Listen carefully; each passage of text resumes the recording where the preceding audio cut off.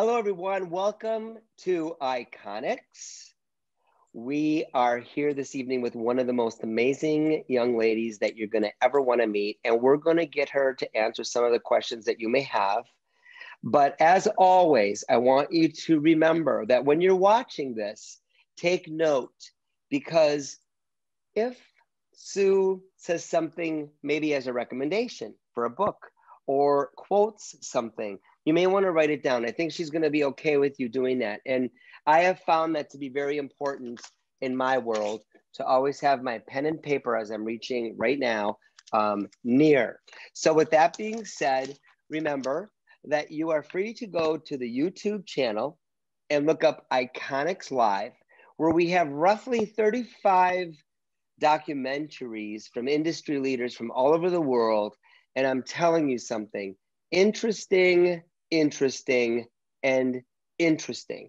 And you will walk away with somewhat of a change. I've been in the industry for 40 years. I always walk away from these interviews extremely inspired. So let us bring it in.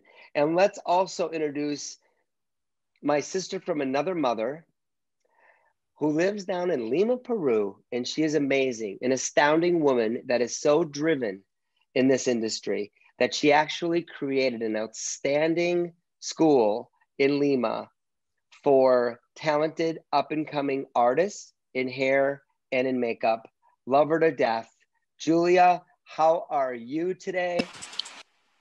I am super excited. I'm so excited about the opportunity to talk to you guys, to get to know Sue more and get some of that history, some of that great stuff that's going to help us all to grow as professionals. So I'm delighted to be here. I'm glad you're here. Thank you. Yes, and we are so happy to have Sue Pemberton with us. What an honor, what a privilege.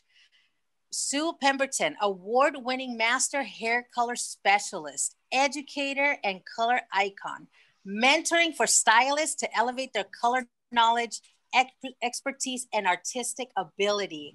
And her work, all you have to do is Google her name and you will see amazing color designs. Welcome to Iconics, Sue. Thank you, Welcome. guys. Welcome, Sue. Thank you, Julia. And I'm going to jump right in. I'm going to jump right in. Sue, I really want to know, take me back to your days of, did you go to a hair school, or what inspired you to go into the world of hair? Okay, well, first of all, Julia, thank you for that very nice introduction. You're welcome. But basically, I was in England, in the UK, and a lot of people don't know this, but I come from a very small village, and I worked in the local hair salon sweeping up as a Saturday girl. And I used to be very, very shy, still am, but doing platform work brought that out of me. And so I was 15, working as a Saturday girl, sweeping hair, making tea. And when the clients used to come in, I used to go bright red when they used to speak to me because I was extremely shy. Actually, when I did platform work, I used to ask people how many hairdressers are shy, and you'll find a lot of hairdressers are shy people. But I decided that I really liked talking to people and that I felt like it brought me out of my shell. And then the other thing I liked was making people feel good, and chatting with people. And I didn't really know what I wanted to do. I didn't know. I didn't grow up saying, oh, I want to do this or I want to do that. I had no clue. And so I was doing it as a Saturday girl, and I thought, you know what, I think it's good because number one, it brings me out of my shell. And number two, I like to make people feel good. So I think I'll give it a go. And I did. And in England, you leave school at 16, and that's 12th grade. So I left school and continued to work in the salon. And in England, You have different ways that you can get your license or certificate. Mm-hmm. And, one is you can work, 5 days in the salon, or 5 days in the salon. And then on the 6th day, you go to beauty school 1 day a week, or you can go to beauty school full time, or you can go to like an academy type school. So I opted to continue in the salon that I'd been working as a Saturday girl and go to beauty school 1 day a week.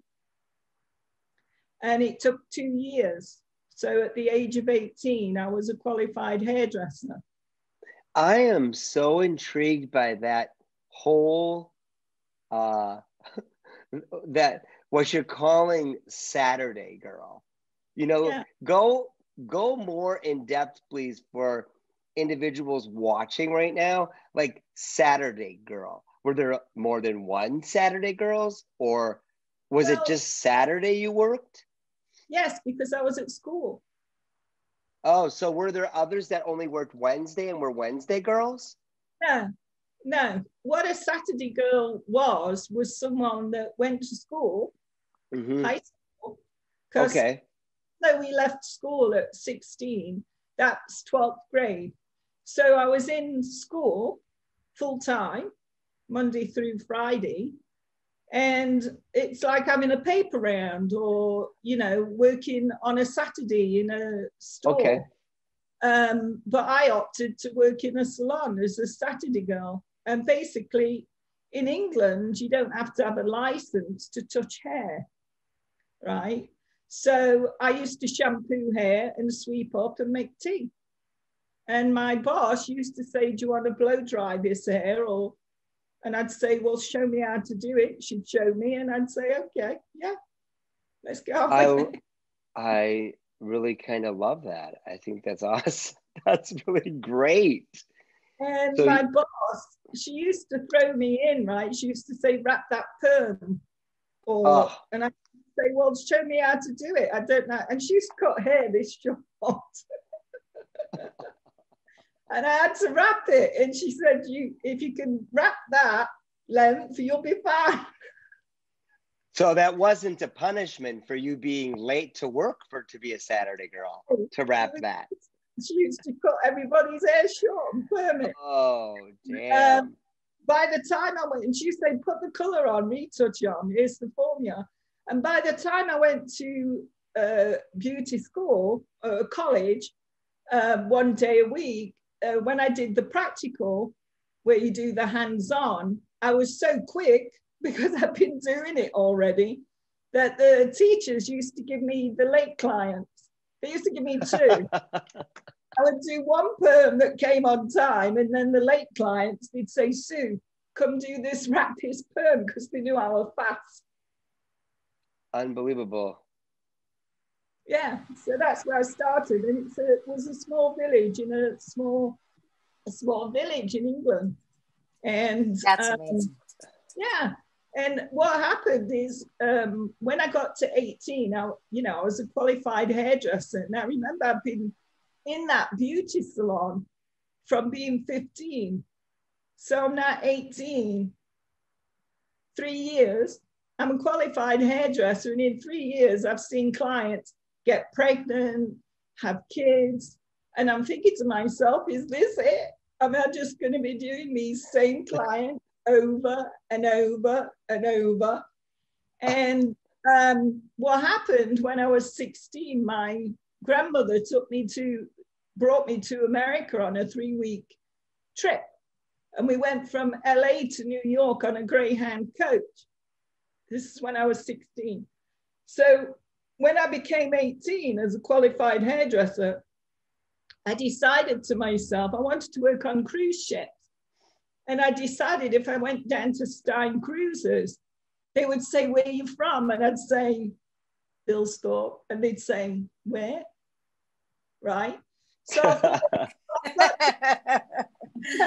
I've got to go and live in either London, or since I went to America at 16 and I loved America, if I'm going to move, why not move to America? Wow. At 21, I came to America with $600 and a suitcase of clothes. And of course, your blow dryer and your combs. And of course, my knowledge, because I was a qualified hairdresser. And I decided to come to LA because I wanted to come to the weather, the nice weather. And I came to LA. And I thought, okay, what can I do? So the first thing I did is I went and got a job in a beauty supplies because I knew I had to sell shampoo. Right. I went and got my license, my California license, and then started, working in a salon where they took a commission. So that is excellent. Yeah. So you left? Did you ever move to London then and work in more of a? No, I decided move to London where it's rainy, like the village, or move to other side of the world where it's nice weather.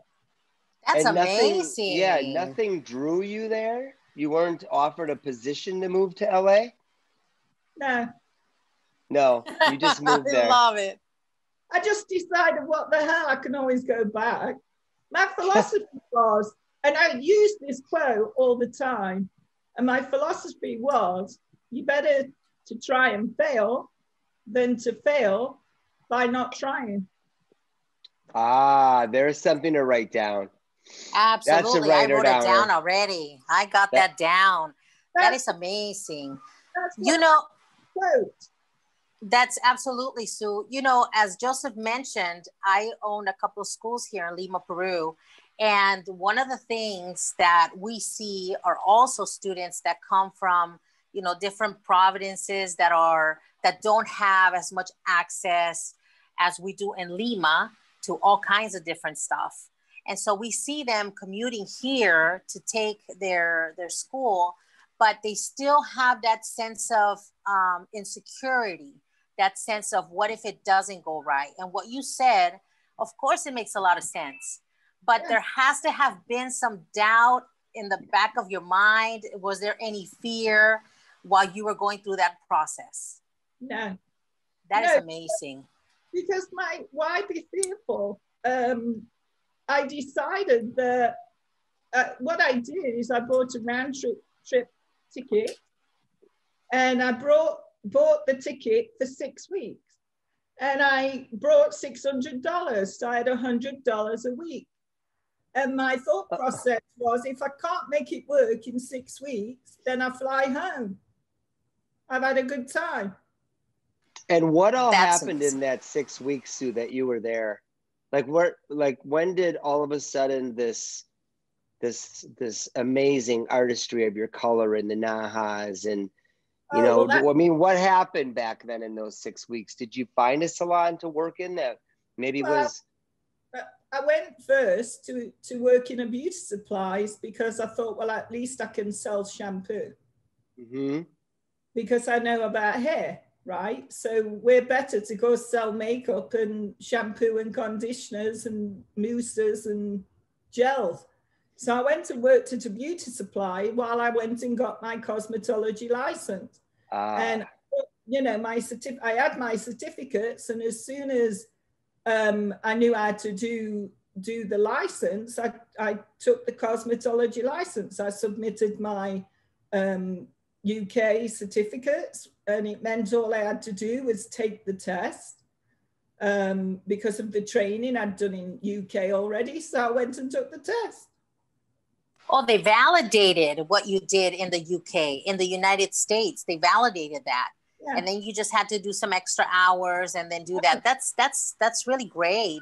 And then what was that changing point that made it maybe just working at a salon to like the next step up? Okay. What do you consider that was? Well, first of all, I didn't have to do extra hours because the training in UK is quite substantial. So it's more hours than what you would need in LA, which is the highest state for hours, right? So because of my training, I didn't have to do extra hours. I just had to take the test. And then what happened is I took the test, and basically what happened, I was working in a salon in Santa Monica. And one of my clients, I was independent, you know, I was an independent. I had this station in a salon because I've always been independent. And I built up a clientele, and one of my clients asked for a product. So I contacted the distributor that had the product, and they came and talked to me about the product. And I started using the product, and I liked it and loved it. And then what happened is the company, the manufacturer, asked me to be an educator. And I said, no, I don't want to. I don't like talking in front of people. And they said, well, come on, be an educator. You know, you talk all day long to your clients. I said, yeah, but that's my clients. That's not doing, you know, education. And they said, well, look, they're doing this training this weekend. Why don't you just come to it to see what you think? It was a color training. Yeah. And I've been to a lot of different manufacturers' color trainings in America because I'm a big believer in continuing your education. Mm-hmm. I would walk in there and do, you know, listen to their color training. I'd come out more confused than when I walked in. I used to think to myself, what are they teaching? So basically what I did is I went to this color training, and I liked what they said because it was what I was taught, which is hair color, basic hair color. So they asked me if I'd be an educator, and I said, well, okay then. Yeah, I'll do some classes. And I went to do a few classes, and I really liked it because I was not only now helping a client look beautiful and educate a client, but now as helping a stylist be better at hair color. And so the manufacturer said to me, they just launched their color line, and they said, we want you to come and work full time. I said, no. And they said, why not? I said, I like working in the salon, and I don't want to do it. So for 6 months, they chased me.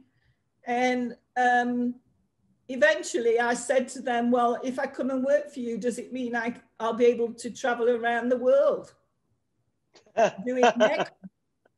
And they said, oh yeah, you'll be traveling around the world. I said, okay, then I'll come and do it. And I started off as the manufacturer's hair color manager. It was very small at the time. It now is a huge manufacturer. And I was their hair color manager. And basically my job was to train everybody. And basically what happened is they wanted to bring their hair color and manufacture it themselves instead of bringing it in from Italy. So they asked me, would you work with our chemists to make their hair color? Because I was using my hair color in the salon, I knew it. And would you work with our chemists to make their hair color better or the same as what it is? So I said, yeah, I'll make it better. What a great opportunity that was for you. So and I don't want to know who the manufacturer is because I don't think it's important. But lucky for them, they had you, you little whippersnapper. Now, wait a second. So where did you gain? I understand that we're gifted as artists, right? I get that. Where did you gain all of that color knowledge? Because obviously some of it to you was boring if it wasn't done like you. I mean, I get that as well, but you're brilliant. And what do you feel was the largest attribute as an artist and certainly a colorist that gave you all of that manpower or woman power? Well, in color theory, I would say my gain of, for some reason, Joseph and Julia, when I went to school in England to learn hair color, when they taught me hair color, I was instantly fascinated with chemistry. And what they were telling me, I found so fascinating. It interested me so much. I only had to be told once, and it was in there. So I would say my color knowledge, my history of color knowledge in England, my foundation was from England, from school. Okay. And then my artistry, my working with a manufacturer gave me the knowledge of marketing and sales and why education's important and how education builds, you know, so it gave me that manufacture aspect. My artistry actually was always there, but it came from, because I was in a position of artistic director, because I went from manager to artistic director to doing shows. And because I was in that position, I had to train a team. So I'm a big believer is that you lead by example. So how can I get you to believe in me if I don't set a standard, if my work is not impeccable, and if my artistry is not there? So I would get my inspiration from a lot of artists like Claude Monet, color, and I would go to art galleries and research artists and fashion designers and Alexander McQueen and people like that. And my job as an artistic director for a major manufacturer was to train a team in hair color. So I had to produce trends twice a year, once a year, twice a year at the beginning, again once a year. And I would say that from teaching and training a team, a lot of my, they used to ask me questions, and I used to always laugh and say, because I can. But when I went to my room, I used to say, why do I do that? Why do I do that? There must be a reason. What is the reason I foil that way? Or what is the reason I do that? And I would go back the next morning and say, okay, I've been up thinking why I do that. Yesterday I said, because I can. And this is why. So what happened was, because they're asking me questions, I realized that I needed to teach them certain things to elevate them. So same with theory, hair color theory. So, you know, I've been all over the world. Like the manufacturer said, yeah, I did go all over the world, and I've been all over the world. And what I realized, it didn't matter where I went in the world, I got asked the same questions in a different language, but it's the same questions. And I would think to myself, well, what people are lacking is this area of knowledge in hair color.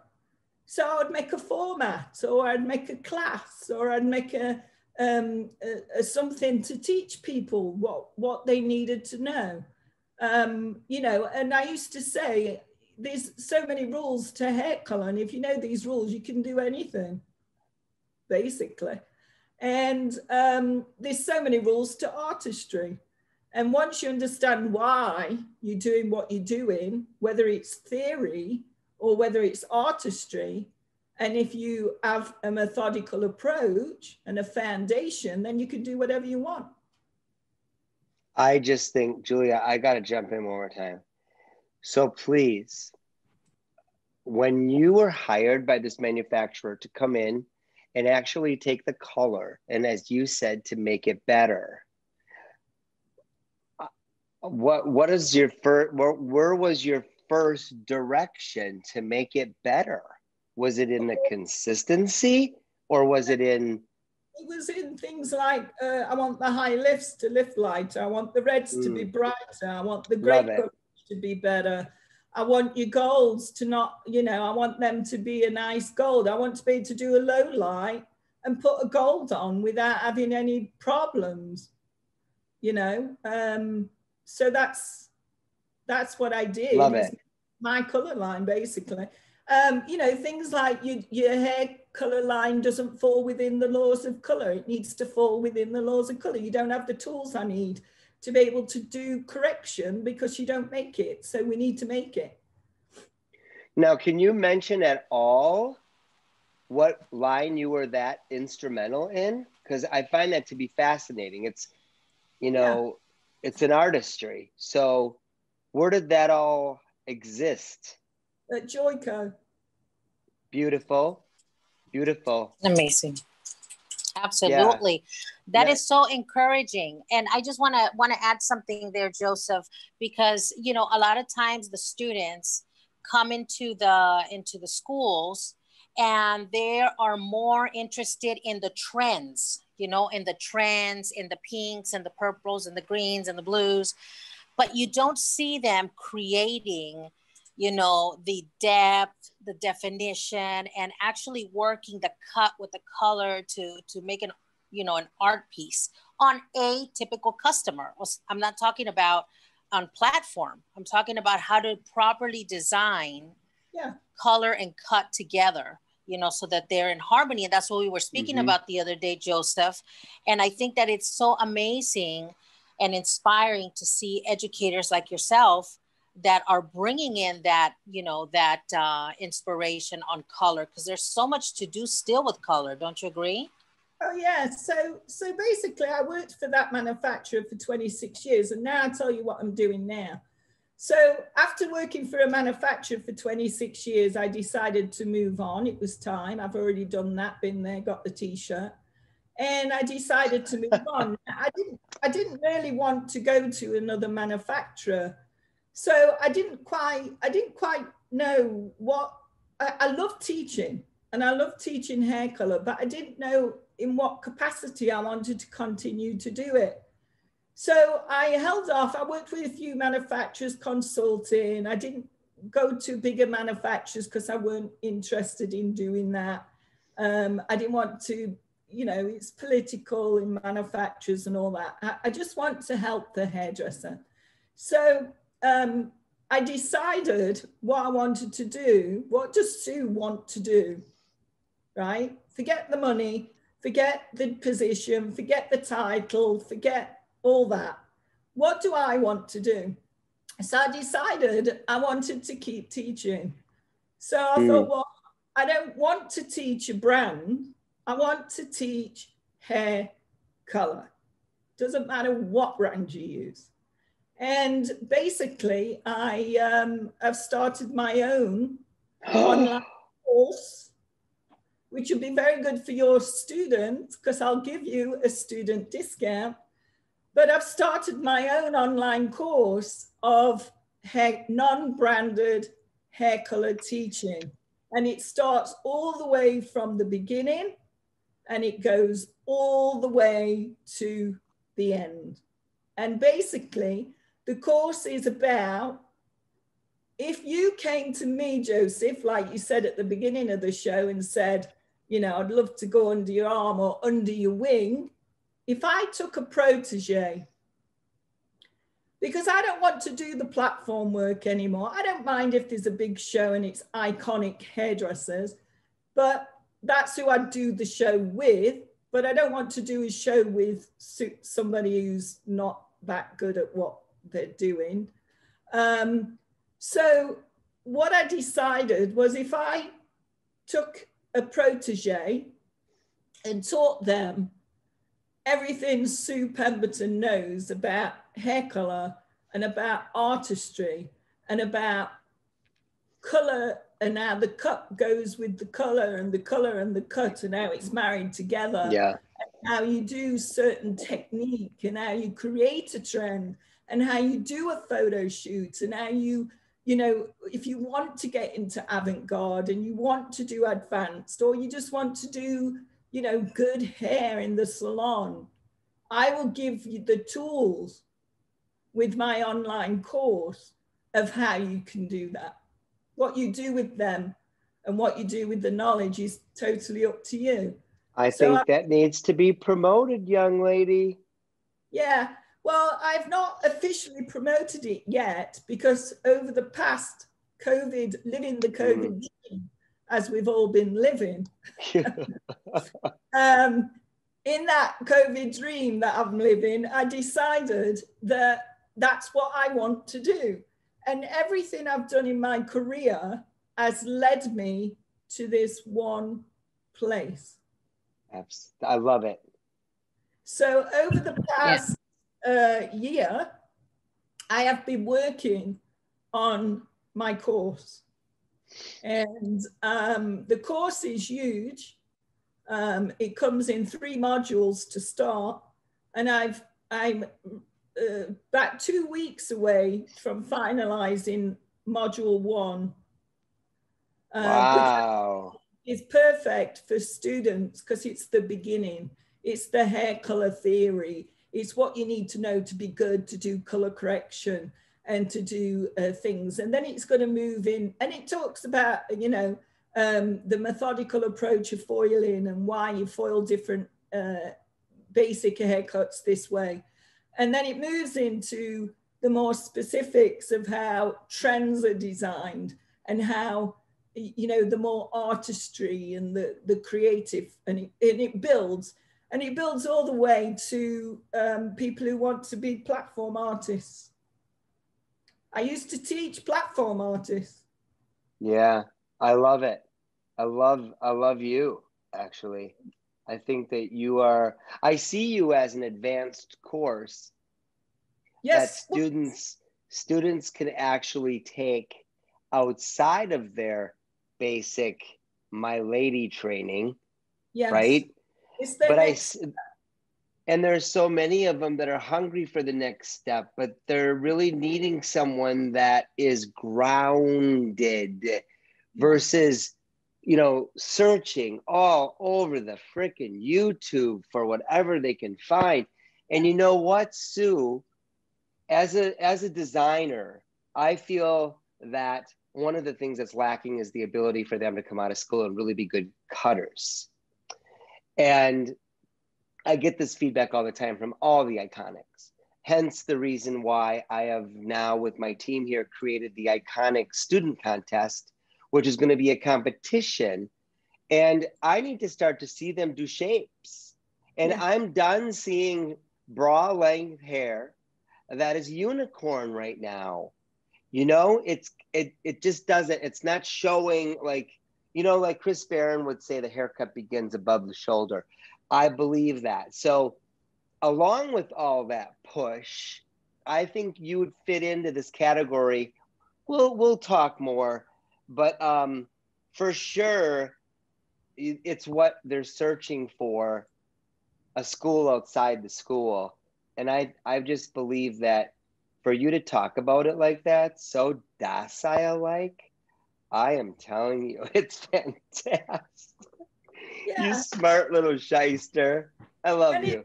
You know, it's like people don't understand. They put these bright colors on, and they don't. If you look at my work, I'm a bright color queen.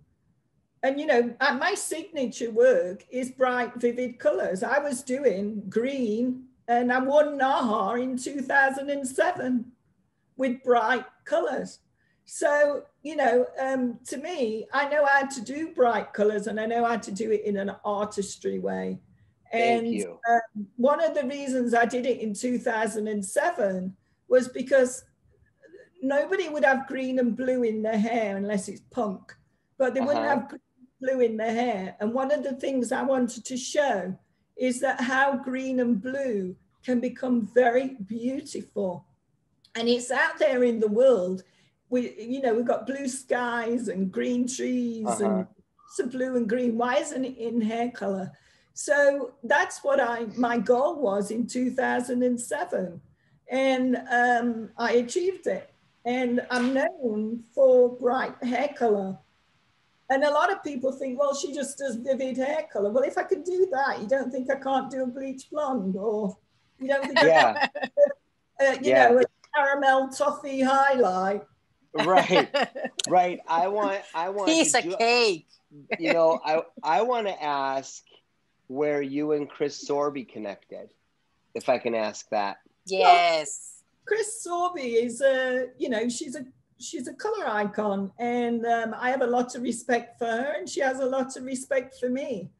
And basically, you know, a lot of times you work for manufacturers, and you know, manufacturers, you know, in the olden days, it was like, oh, taboo because you're talking to the competition, you know, another manufacturer. I didn't give a sorry, I did not care. Nearly said a word.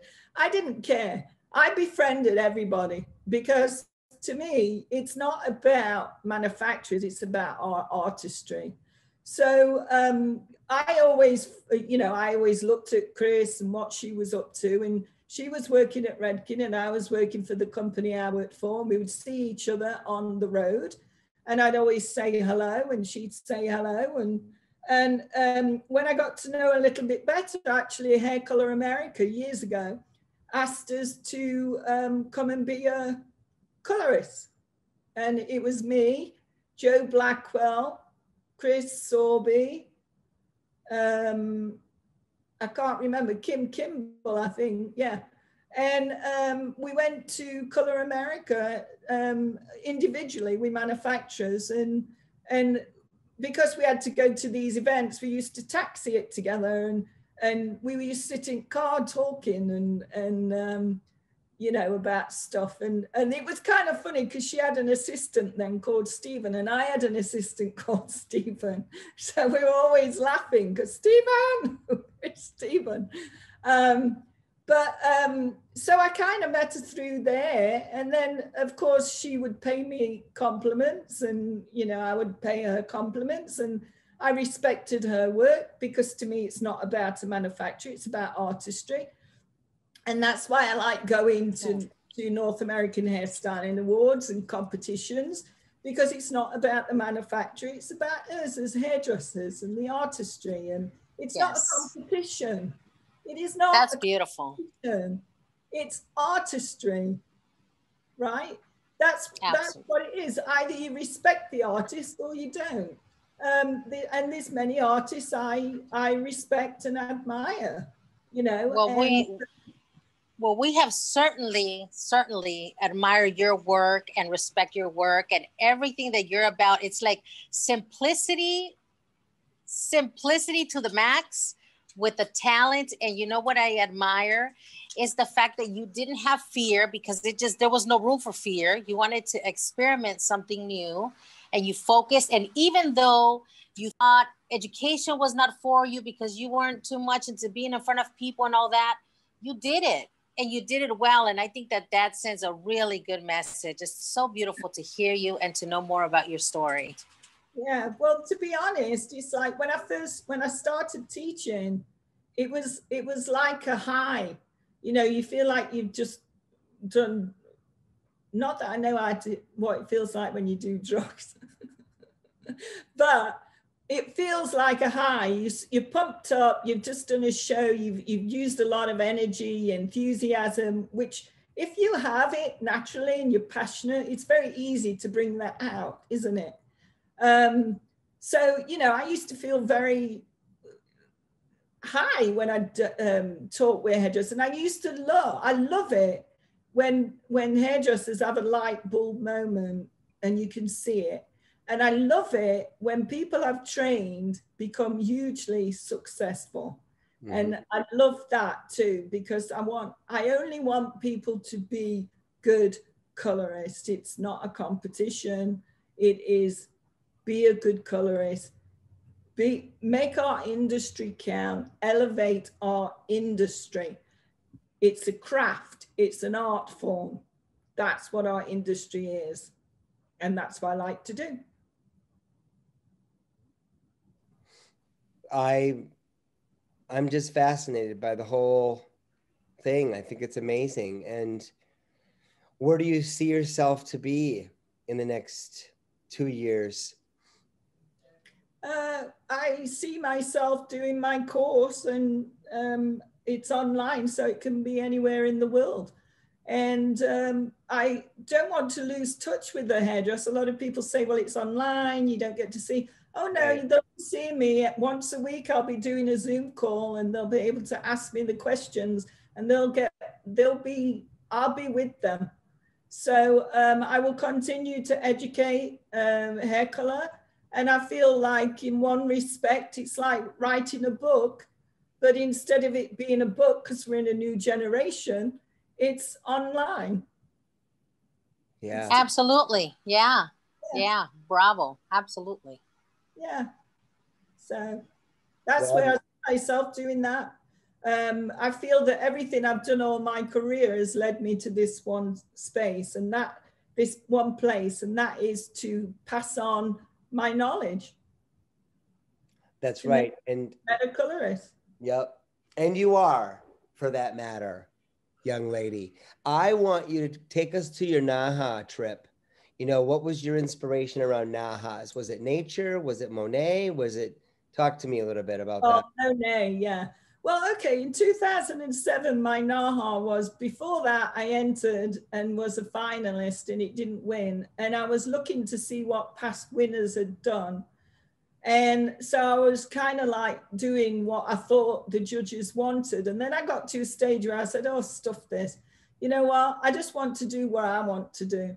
I don't care. If they don't like it, don't like it. I like it. What's more important? I have a platform to preview my work. I don't care if you don't like it. I like it. Yeah. So in 2007, I did what Sue Pemberton would do, and I won. That's And not, were you a part of creating that color?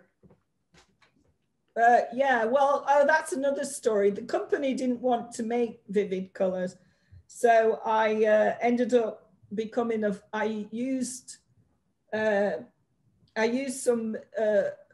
of their color they were testing, and I used some other brands because it was a personal shoot. It wasn't a company shoot. Yeah. And basically I did what I wanted. And if you don't want to make the color, fine, I'm still going to do what I want. And of course it became a finalist. So then they had to rush to get the color out that I'd been asking for, you know, 7 years. That's my wife, in case you're wondering who's wandering around. That's Joy. So anyway, they had to rush to make the color because it not only became a finalist, it won. So oh wow. Yeah. And so they started making vivid hair color. I like it. That's a good story. We could say it almost started then from you. Well, it did start from me because there used to be Crazy Color in UK in the punk days, in the punk hours. Yeah. But when they did Crazy Color, and Crazy Color still exists, it's come to USA recently. But when they did punk era, it was just green all over and blue all over. And what I wanted to show is how can you do green and blue and make it look beautiful, make it look like art. So if you look at one of my 2007 Naha wins, there's a green one and a violet, green and violet together. And if you look, the inspiration came from Claude Monet, from this is in the green. Yeah. Absolutely beautiful. Absolutely beautiful. Yeah. And then of course, you know, I entered Naha again, but basically my inspiration, it comes from things surrounding. It could be light reflection, shapes, it could be fur, it could be, you know, shadow, like this shadow of my plant. It could be, oh, that would be cool on here. So I just, you know, I'm fearless when it comes to hair color because you know what, I can always make it brown. Absolutely. Absolutely. And that's another thing coming to Julia, you know, and students and stuff, you know, the younger generation, you know, I find doing photo shoots and photo shoot work, I have always, when you're doing professional models, you have to take their hair back to brown. You have to, but I don't care because my images are on camera, right? But, you know, this younger generation, I've done shoots with people, that's the younger generation, and they do all these unicorn hair colors, but then if they're asked to take it back to brown, they don't have a clue.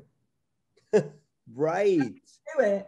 And you know what I always used to say is that you have no right to do colors like that if you don't know how to make it back if you have to, right? You know, that's huge. That's huge what Yeah. you're saying right now, because that's not even written in the text anywhere. Yeah. So if you know how to take it back, then be fearless and do it. I know how to take it back. I do take it back. I don't have a problem taking it back because I know my corrective color. And yeah, so, you know, I've done models over and over and over, and I can show you a collage of images where it's the same model. She's got green hair, she's got violet hair, she's got this hair, she's got that hair. And I've always took her hair back, and I've always done it. I've not had my assistants do it.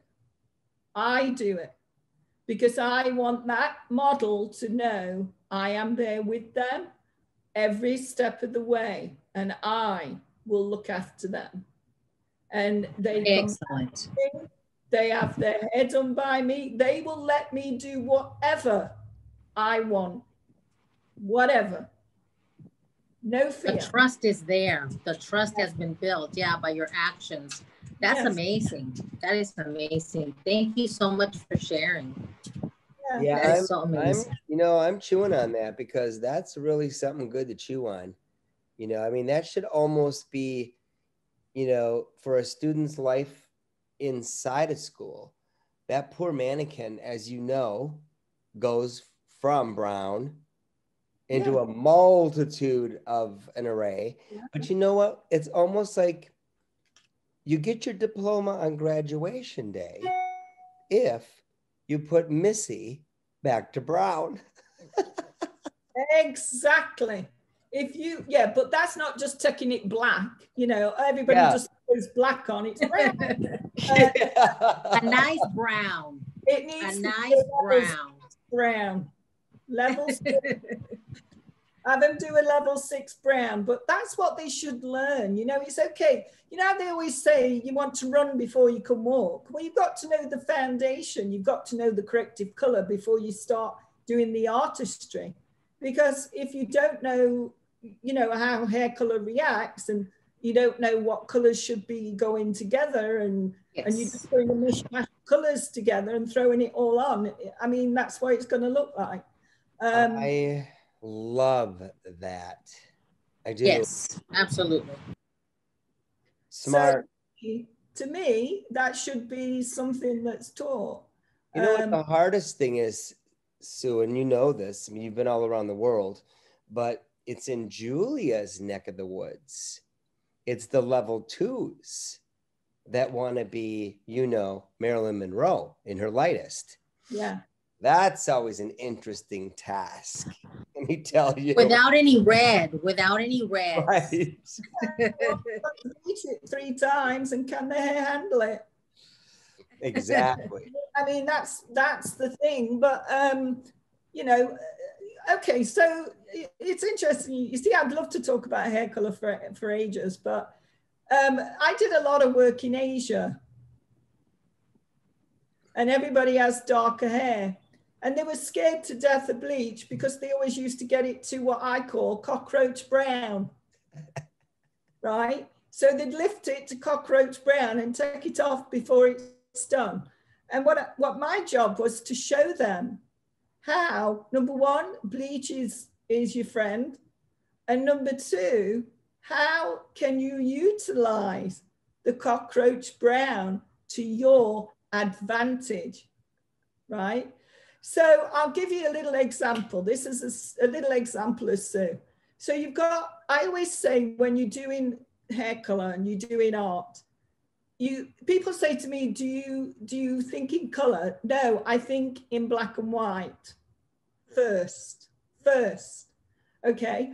And the way I like to say it is if you look, and this is artistry as well as correction, but if you look at an artist do a sketch on white paper and he uses black charcoal, in order to make the image 3D, it creates shades of gray.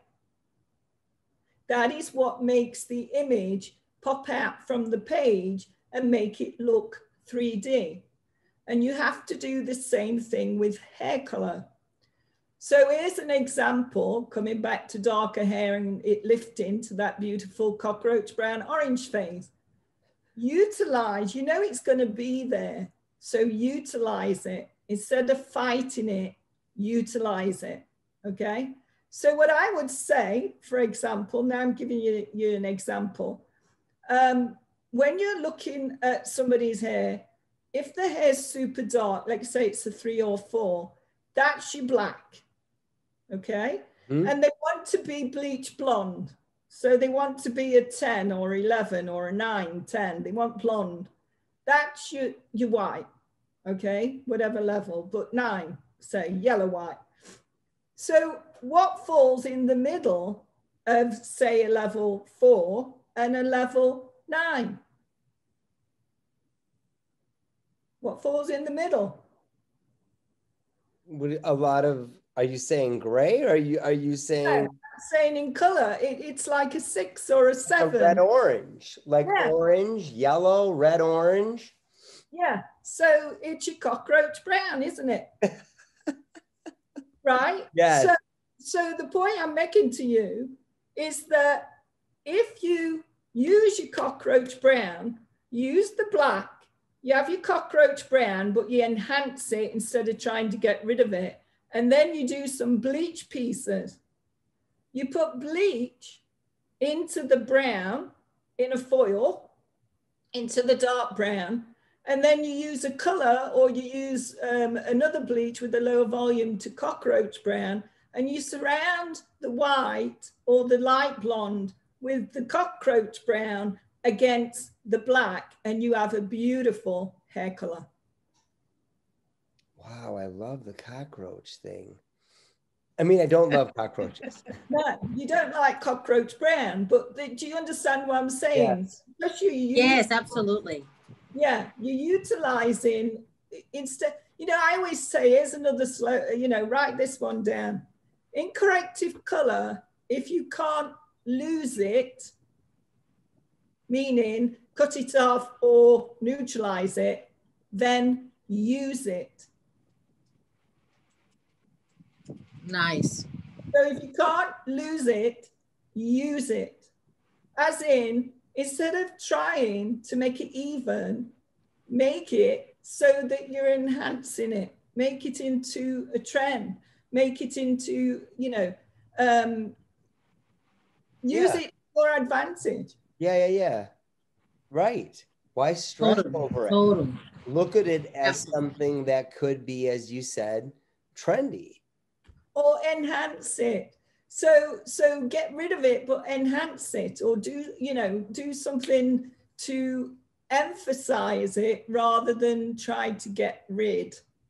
But, you know, this is a whole course I teach. So, well, I was just going to say, for those of you that are watching Sue right now talk about what she just talked about, it sets her up and sets you up for, I know all of you out there that want more. Well, you now know that you Google this individual for her courses and you will have your answers, because I believe that what you're saying is interesting. It's fascinating. I think all of us as artists are fascinated with that. But your point of a lot of these young individuals, and a lot of them that are going unicorn or are going rainbow, can you bring it back? I think that's what I'm taking away from this whole thing.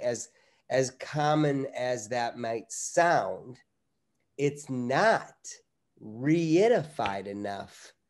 And I'd like to bring that to the panel myself and say, you guys need to see what maybe we're missing here, right? Yeah.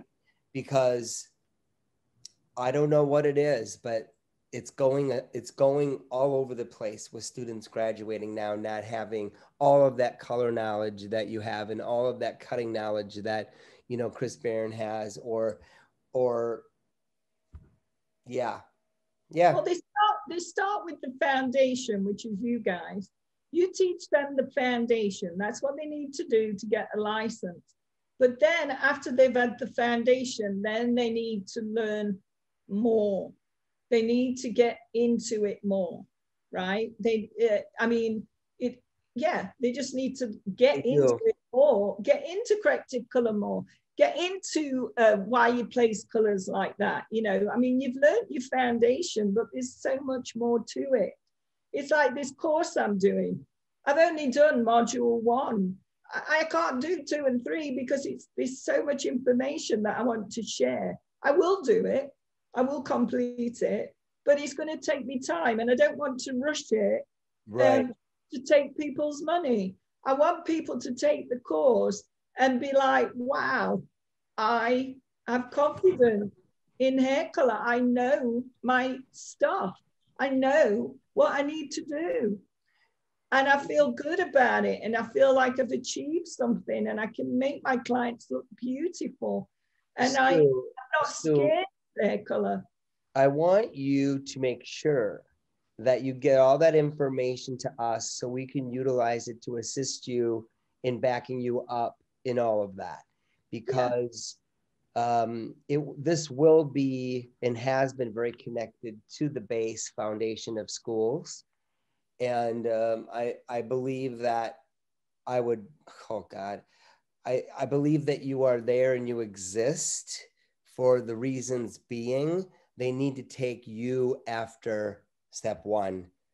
And I would highly recommend. So when that's done and finished, or whenever, you just make sure you let Iconics know. Don't forget, send us an email so that we can put that out there for you, because I think it's valuable, yummy stuff. You're like a buffet of all these wonderful desserts. Absolutely. And forget the armpits. Forget the armpits. I want to go right to the dessert tray and just take all your dessert. You know what it is when you hear someone speaking so passionately, it's almost like you want to just taste what they're tasting. Like I want her t-shirt. I want her t-shirt. Yes, I want her t-shirt also. Yes. I have one actually. Well, like I said, I really, really want to say that I believe that when you are interviewing someone that's fascinating and has constant knowledge, 55 minutes is like 10. And there is something that I want to throw at you that, again, we have all decided that has been so fascinating. And Sue, I want to invite you into our chain reaction. Now, I don't know if you know much about that, but what chain reaction is it gives you the opportunity, through our creating it, anyone that you would like to interview or that you find fascinating that you would like to bring on to Iconics, what we are doing is allowing you and that individual to cross back and forth with interesting conversation while we sit back and just kind of watch in a non-wrestling or boxing match way. Like you said before, it's artistry. It's not competition. So you think about that, please, and you let us know, because I really believe that you have really the way that you speak and your knowledge is attuned. I mean, I was attuned. I want more, actually. I want to take your course. Well, remember, I'll give students a discount. Yeah, I am going to remember that. Because I don't do it because of the money. I'm not doing it because of the money. I'm doing it because of the passion. I need to make money, obviously. I have to pay bills like everybody else in this world. But if I wanted to make a lot of money, I can go and work for a manufacturer and make a lot of money. But I don't. I want to pass on knowledge. I want hairdressers, hairstylists to be better colorists. And I love students. And you know why I love them? Because they've not been no bad habits. Yeah. So they're like a sponge, you know. They're a canvas. Yeah, they're a canvas. Yeah. You know Yeah. what though? Can I ask you one more thing? With they're taking your course, just in case someone would wonder, would they need to use, do you have your own personal color line right now? No, they can use whatever brand they want. That's what I'm teaching them. It doesn't matter.